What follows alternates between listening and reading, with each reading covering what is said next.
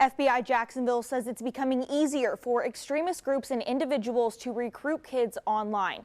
Because content is more easily accessible, kids are becoming the ultimate target. Now law enforcement is teaming up to put a stop to it. People don't have to travel overseas to radicalize or join a group.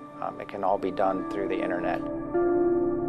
These violent extremists have such a wide audience that they can target now. From consuming content online to posting on social media. We're seeing these violent extremists target, recruit, and exploit vulnerabilities in our children. FBI Jacksonville Assistant Special Agent in Charge, Colt Markovsky, says extremists are seeking minors through online platforms and recruiting them to spread messages of hate and promote dangerous political and religious propaganda. Extremists are being anybody who has a violent tendency or is trying to promote their social or political agenda through the use of violence.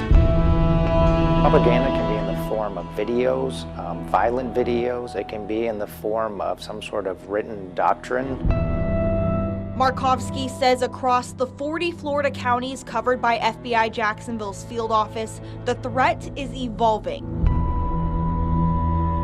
I would say that we have seen an increase in young individuals that are consuming some of this violent propaganda.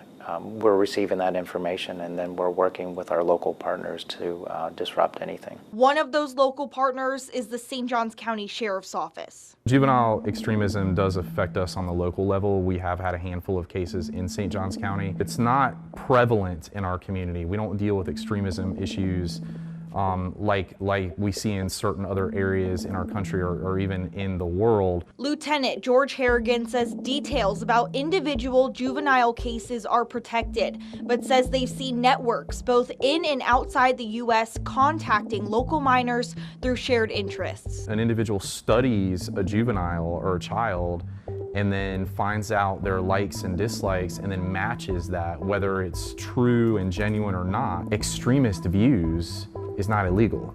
It becomes a problem when there's some type of criminal intent to do harm or, cause some type of mass destruction or something along those lines. That's when the FBI and local law enforcement intervene. An arrest is not always made. Sometimes the focus is preventive measures. That usually means a threat assessment.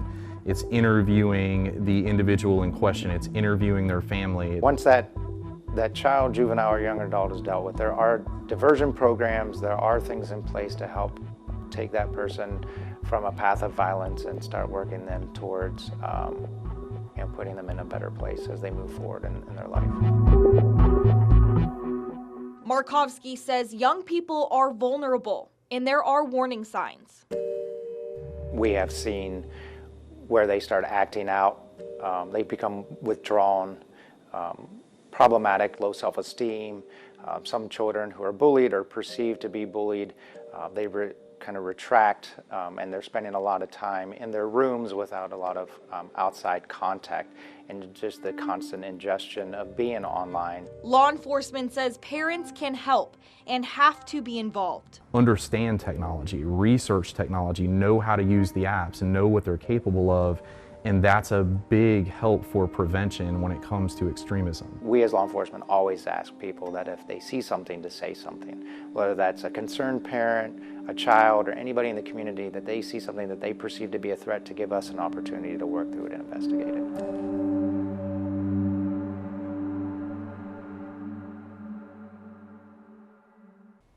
And law enforcement says there isn't a specific social platform used by extremists to target young people. All online platforms are threatened. The FBI says the main priority is to protect the community. If they receive credible information about a threat, they will contact local partners and school officials to help investigate.